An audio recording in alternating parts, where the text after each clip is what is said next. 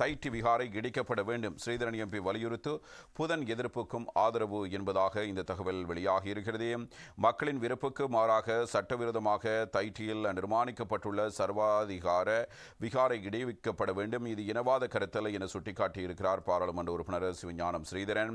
அனைவருக்கும் சட்டம் சமானது என கூறும் இன்றைய அரசு தனது நிலைப்பாட்டிலிருந்து படிப்படியாக மாறி தனது சுயநிலைக்கு வருகிறது எனவும் அவரால் இவ்வாறு தெரிவிக்கப்பட்டிருக்கிறது என்ற செய்தியை நாங்கள் காணலாம். எனவே தைட்டி விகாரை தொடர்பில் அவர் நேற்றைய தினம் யாழ் ஊடக மையத்தில் ஒரு ஊடகவியலாளர் சந்திப்பினை நடத்தியிருந்தார். அதன் போதே அவரால் இந்த கருத்து இவ்வாறு முன்வைக்கப்படுகிறது. தைட்டி விகாரம் இன்று தமிழ் மக்களின் இருப்புக்கு சவாலாக மாறியிருக்கிறது. மக்களின் காணி அவர்களுக்கே உரியது. ஆனால் இன்று அது மறுக்கப்படுவதாக தெரிகிறது. நீண்ட காலமாக இராணுவத்தினரது பிடிக்குள் இருந்த எமது மக்களின் காணிகளில் அவர்களுக்கு தெரியாமலே இந்த விகாரை நிர்மாணிக்கப்பட்டிருக்கிறது. அத்துடன் அரசினதும் பௌத்த கட்டமைப்பினதும் இந்த அதிகார இருமாப்பு எவ்வகையிலும் ஏற்றுக்கொள்ளத்தக்க ஒன்றல்ல. அதனால் குறித்த காணி நிலங்களின் உரிமையாளர்கள் தமக்கான நியாயத்தினை கேட்டு நீண்ட காலமாக போராடி வருகிறார்கள்.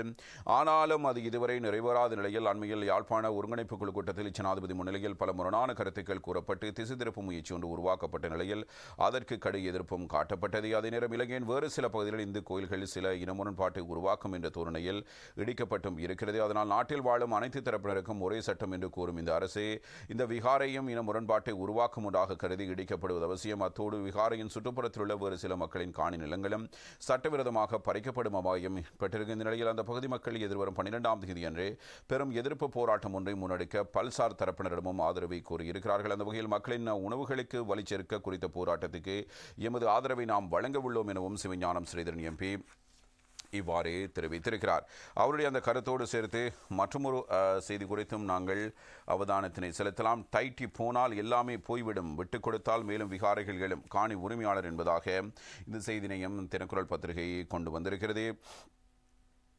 தைட்டியில் நிலம் மீட்பு என்பது ஒரு வரலாறாக அமைய வேண்டும்.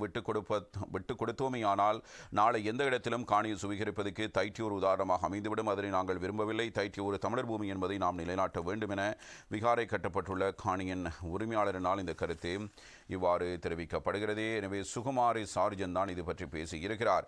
12ஆம் தேதி தைட்டியில் இடம்பெறவுள்ள போராட்டத்தில் மக்களின் பூரண ஆதரவை கூறியுள்ள அவர் செய்தியாளர் சந்திப்பில் சில கருத்துக்களை வெளிப்படுத்தி இருக்கிறார். தைட்டி தொடர்பில் எமது பொதுவான நிலைப்பாட்டை அதிகாரிகளுக்கும் பொதுமக்களுக்கும் முன்வைப்பதற்காக இந்த ஊடகவியலாளர் சந்திப்பை ஏற்பாடு செய்தோம். தைட்டியில் 140 பரப்பளவு காணி சட்டவிரோதமாக சட்டத்துக்கு முரணான வகையில் இராணுவத்தினரால் கையகப்படுத்தப்பட்டு எந்த ரீதியான சட்ட ரீதியான அனுமதிகளோ எதனையுமே பெறாமலே ஒரு சர்வாதிகார மனநிலையில் கேள்வி கேட்பதற்கு யாரும் இல்ல தைரியத்துடன் மிக பிரம்மாண்டமான சட்டவிரோத கட்டிடம் ஒன்று அமைக்கப்பட்டு எந்த தடையுமின்றி பூஜை வழிபாடுகள் விகாரை என்ற பெயரில் இடம்பெறுகின்றன என்றும் இதற்கு எதிராக நாங்கள் 4-5 வருடங்களாக சம்பந்தப்பட்ட அதிகாரியுடன் தொடர்புகளை ஏற்படுத்திக் கொண்ட போதிலும் எமக்கான நீதிகளோ நியாயங்களோ வழங்கப்படாத இடத்தே நாங்கள் கடந்த 2 வருடங்களாக போராட்டங்களை நடத்தி வருகிறோம். அந்த வகையில் எனது கணவரின் தந்தையாருக்கு சொந்தமான 8 பரப்பு காணியை சட்டவிரோதமாக கட்டுமானத்துக்காக கையகப்படுத்தி இருக்கிறார்கள். கணவரின் பேரனாரின் காணிகளும் அங்கே உள்ளன. எம்மிடம் இதற்காக ஆவணங்கள் உள்ளன, தகுதியான ஆதாரங்கள் இருக்கின்றன. எனவே சம்பந்தப்பட்ட அதிகாரிகள் இது குறித்து உண்மை நிலையை வெளிப்படுத்த வேண்டும் என்பதாக காணி உரிமையாளர்